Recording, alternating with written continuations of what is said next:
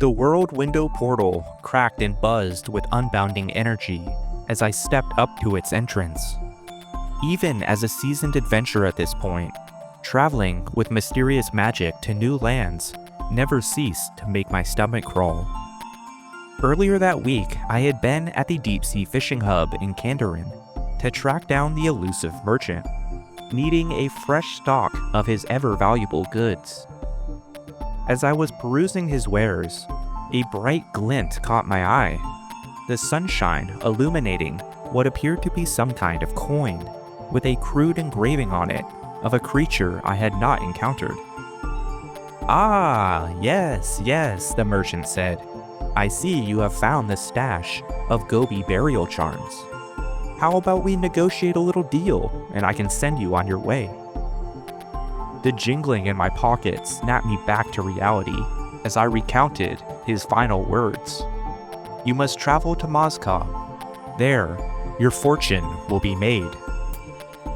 Tightening my fist and holding my breath, I breached the threshold.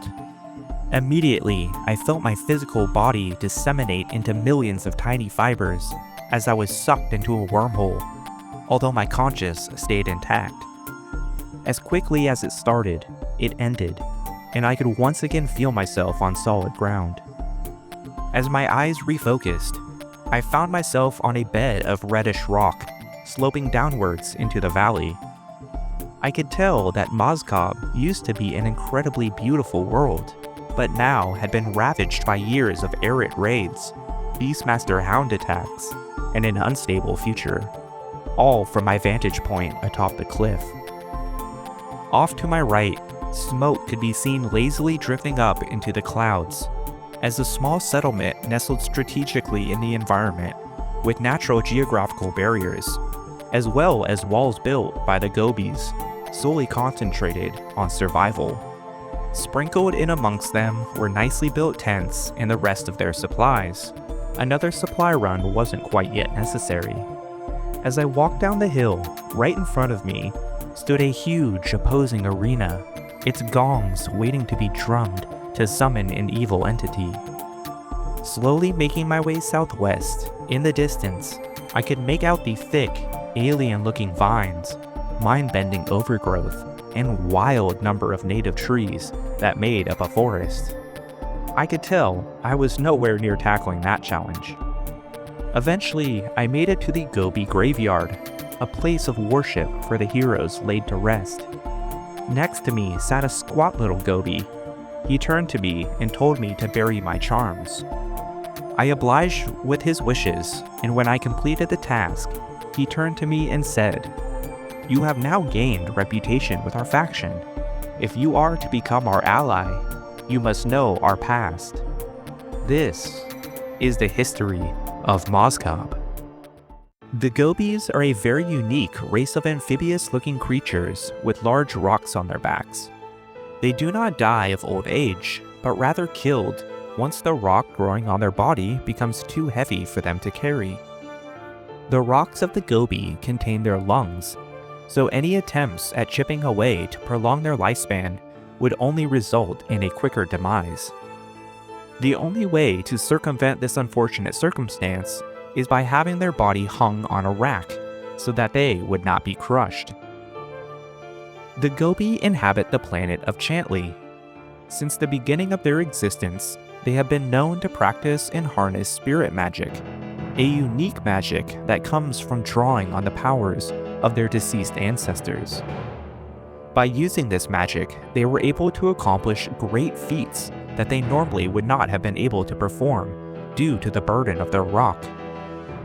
During this time, the Goebie flourished, constructing the great city of Otot, Kanata, and other smaller settlements like the village of Kotach and long-forgotten areas south of the old shrine. In a text written on an old stone fragment, we get some more insight on the spirit magic. It reads, "You bear a fragment which gently hums with the energy of the spirit trapped within. The spirit of a lost Goebie who brings forth knowledge of an afterlife long forgotten by this race.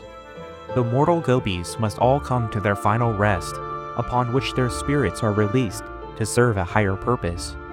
In times gone by, the energy of those souls would be called upon by their kin, woven into magic through ancient rituals and incantations. But long since has this magic been forgotten, lost by the sands of time, and the spirits are left to wander their plane for eternity. This is how they will remain, waiting to be found, until the Goebies remember how once they possessed the power of old.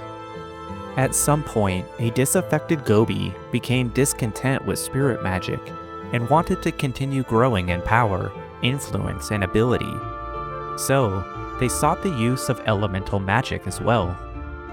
This Goebie would go on to tear the elements from the plane and causing widespread damage to the planet, creating rips in the earth through which anima would pour out. To counteract this, the remaining Goebie would build great temples, as outlined in another of these stone fragments. It reads, "You hold in your hands a fragment, fallen from one of the great temples which scatter these lands. These temples are sacred to the Goebie people, but little do they know of their history and importance in the planet's vitality. Long ago, this world was dying, its anima perpetually seeping from its wounds it endures. The Goebies of old were diligent and in tune with their world. Thus, they constructed great temples to plug the leaks where the anima escaped. But they did not just halt the flow of anima from the core, they also sought to reverse it, using the temples to funnel energy back to the source.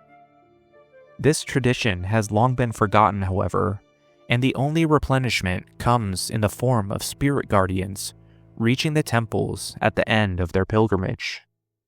Alongside the Goebie's ability to contain and control the flowing anima mundi, they simultaneously created more veins in the planet, so the flow could reach all manner of flora and fauna that they relied upon for sustainability, like that of the Nemi forest. The next of the stone fragments paints a clear picture of this cycle. It reads, "You possess a fragment of a vent, one of the distributors of anima that aids the regrowth of ecosystems on this world. The Goebies were one and industrious people. Their ancestors carved out arteries and filled them with the planet's lifeblood, pumped from the heart of their ancient temples. The vents were constructed along these pipelines as outlets, slowly releasing anima to their surroundings and allowing the life there to flourish. This is how life on Mazcab is sustained, a fragile circle in which each element is dependent on the next for its survival. The temple and vents were created by the Goebies. The Goebies need the flora and fauna to survive, and the wildlife in turn relies upon the system the Goebies created. The invaders pose a great threat to this delicate balance. If one pillar falls, so too do the rest." One of the last remaining phenomena was that of the rise of the spirit guardians, formed from the seeping anima. Their life cycles involved wandering across Chantli, protecting the Goebies and slowly making their way to the resting place within the temples to be reabsorbed into the life force of the planet. Among such guardians was Yakamaru, a powerful water beast who patrolled the great rivers and seas of the planet. In another of the stone fragment pieces, the concept of the guardians is explained. It reads, "You present me a fragment pulsating with the vibrant anima of this planet, the very same anima which leaks from the wounds that this world has come to bear. While these wounds must be tended if the planet is to mend, the effects have not all been so ruinous. Over many centuries, the seeping anima form constructs, spirit guardians that roam this world's forests and plains. While not sentient, these guardians still strive to conserve the natural order of Mazcab, affording their own protection to those that may not be able to protect themselves.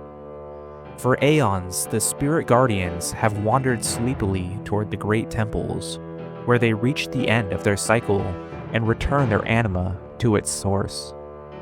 It wouldn't be long now, though, until the Erit would arrive since fleeing Naragan. as supposedly it was these tears in the earth which attracted Tuska to the planet and brought about her wrath. She continued on devouring the majority of the anima and leaving the planet a soulless husk of its former self. In the eyes of the Goebie, it was no longer their beautiful Chantli, but now the disfigured Mazcab. Tuska would also depart a large contingency of Eret from her back to take over the world. Two of the most prominent to stay behind were Beastmaster Durzag and the Shaman, his general. In the final stone fragment text, we see the absolute finality of the Eret dominance on Mazcab. It reads, "You bring me a fragment filled with dark energy, unnatural, twisted, corrupted. This has come into contact with the water beast Yakamaru, a once great spirit guardian who roamed the rivers and seas of Mazcab. When Tuska came, she brought with her the Eret that plagued this land, but many have not seen the true extent of their blight.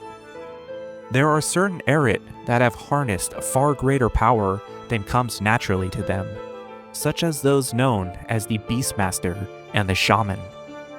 The Shaman in particular wields a dreadful magic, spreading corruption where he walks and warping the minds of his victims.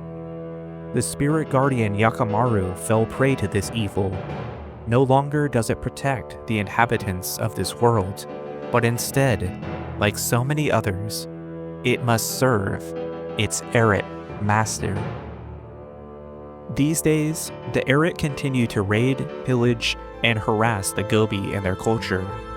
I guess it is on our shoulders now to continue culling their numbers and keeping them at bay. Thanks everybody for watching. If you like the lore, please hit that like button, subscribe for more, and I'll catch you guys in the next one. Peace. RuneScape. Forever.